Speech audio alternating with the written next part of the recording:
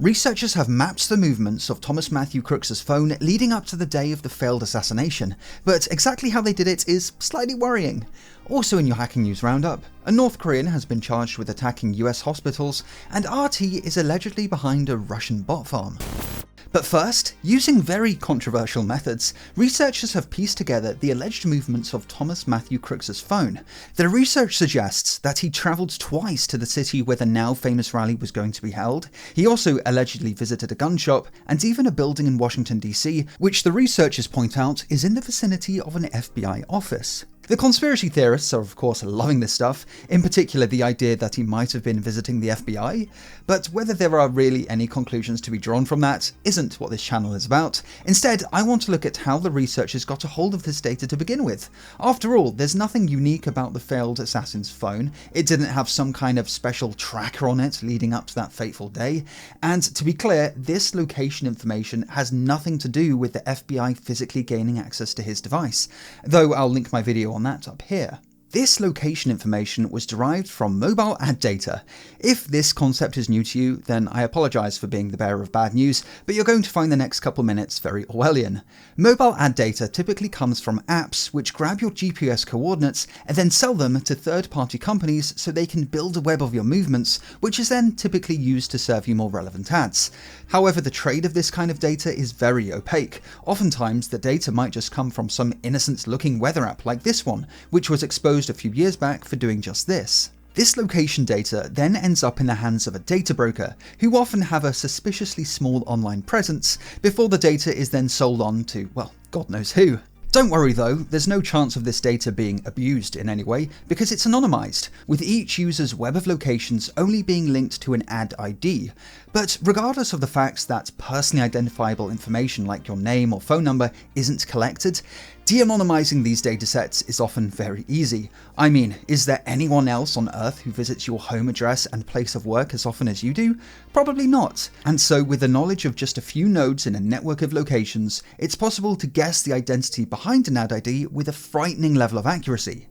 And this is exactly what the researchers did to track Thomas Matthew Crooks. They tracked devices that regularly visited both Crooks's home and place of work, and then just had a look at where else those ad IDs pinged from.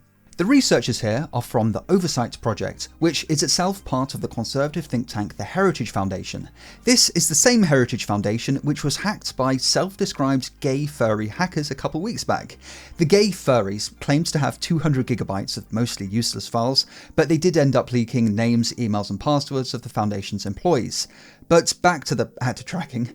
There is reason to be skeptical of this analysis though. The researchers claim there are at least 9 devices linked to these ad IDs, but we know that Thomas Matthew Crooks only had 2 phones, so it's possible there is some inaccuracy here, and the researchers aren't explicitly saying where they got this data from, whether they bought it, or if some whistleblower at one of these data brokers just gave it to them.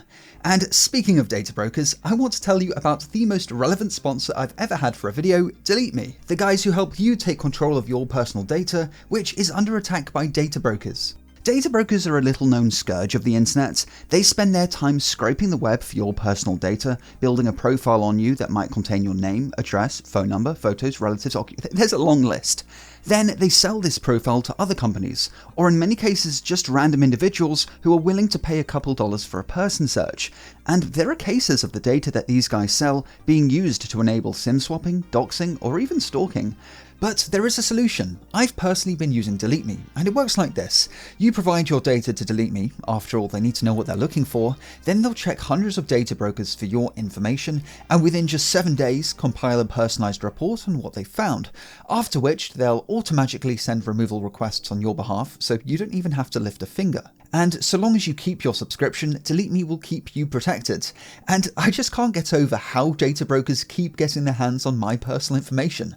Last month, Delete Me removed my data from 6 brokers who had things like my name, age and address, and one even had a list of my relatives somehow. Taking care of your personal data is essential in today's world, and so Delete Me is giving you guys 20% off their eligible plans with my code Satonic. More details are of course in the description. A North Korean has just been charged with playing a pivotal role in the North Korean hacking group APT45. Before we get to how he was identified, who is APT45? This group is otherwise known as Andariel, Onyx Sleet and Silent Kalima, and thanks to a nice little diagram from Mandiant, you can see that among other North Korean hacking groups, they report to the RGB, North Korea's intelligence agency, which itself reports to the army and then Kim Jong-un himself. APT45 has been active since 2009 and primarily spends their time running espionage campaigns against government agencies and defense companies. For example, last year they hacked a South Korean defense company, stealing 1.2 terabytes of data, which just so happened to include information on anti-aircraft laser weapons. But in a first for North Korean hackers, APT45 recently expanded their operations into ransomware. In 2021, they hacked a hospital in Kansas, deploying Maui ransomware, a variant thought to be developed by the North Koreans themselves. A ransom note left on victim computers demanded 2 Bitcoin in return for those decryption keys, and luckily for the North Koreans, the hospital paid up. But unluckily for them, the FBI got involved, and thanks to a very basic OPSEC mistake, tracing them was easy. You see, in the ransom note, the North Koreans left a Proton Mail email address, and so the FBI sent a legal request to Proton for the contents of the account. And whilst Proton is end-to-end encrypted, so no amount of law enforcement pressure can reveal the actual emails within an account, the recovery address associated with an account is a different story, because of course Proton needs to keep it unencrypted so they can actually use it in case you forget your password. And because Yahoo is not end-to-end encrypted, a search warrant was able to grab the contents of this account, which revealed it was used to communicate with co-conspirators, plan ransomware attacks, and send Bitcoin transaction information in order to launder the extorted funds. By leveraging all of this data, a whole web of other accounts was exposed, and the feds uncovered just what happened to the hospital's Bitcoin.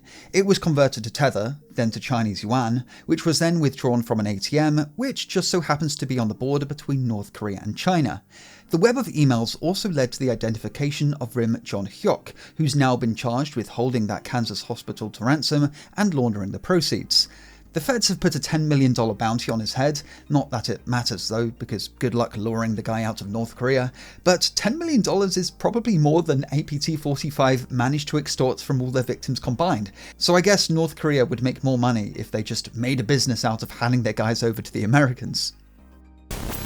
The FBI, along with an array of Western intelligence agencies, has identified and taken out a Russian bot farm on X, allegedly spreading AI-generated propaganda.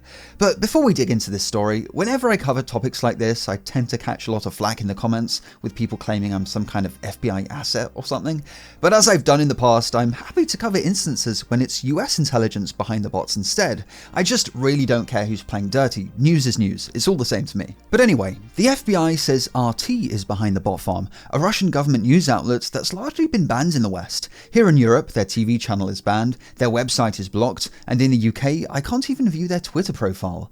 The FBI claims that since at least 2022, RT leadership saw the development of alternative means for distributing information, and that this bot farm is part of their solution. The campaign was organised by someone going by Individual A, who the FBI claims was RT's deputy editor-in-chief. He recruited a Russian developer, Individual B, who was the brains behind the operation and created Meliorator, the software package used to create and control the bots. The admin panel, Brigadier, controlled Taras, the backend module which actually created the fake personas. It worked by generating souls, which, whilst that sounds terrifying, all this really means is coming up with an AI-generated photo, name and location, and then this was matched with a thoughts profile in order to create a unique persona. The AI bots would then, rather predictably, post pro-Russian and anti-Ukrainian propaganda. We're talking short videos, memes, that kind of thing. However, it doesn't look like this was a very effective campaign. The screenshots posted by the feds show that these videos only got a handful of views and likes, and realistically, much of that engagement might have just come from other bots. This isn't at all surprising, because I mean, who wants to watch crappy AI-generated videos, regardless of what they're about? On top of that, Individual B didn't do a great job of masking the origins of its bots. They were all created over the span of a few days, almost all of them were registered to emails with the same domain, and whilst there are some exceptions, many of the usernames tended to follow the same formula: a random letter, followed by a random name, a birth year, then another random couple characters. The feds seized 2 domains used to run the operation, and in total 968 X accounts have been deleted. But best of all, journalists have been reaching out to RT for a comment on this bot farm story, and RT have just been responding, "Farming is a beloved pastime for millions of Russians." Sounds like an admission to me. As always, thanks for watching, and I'll see you in the next video. Have a good one.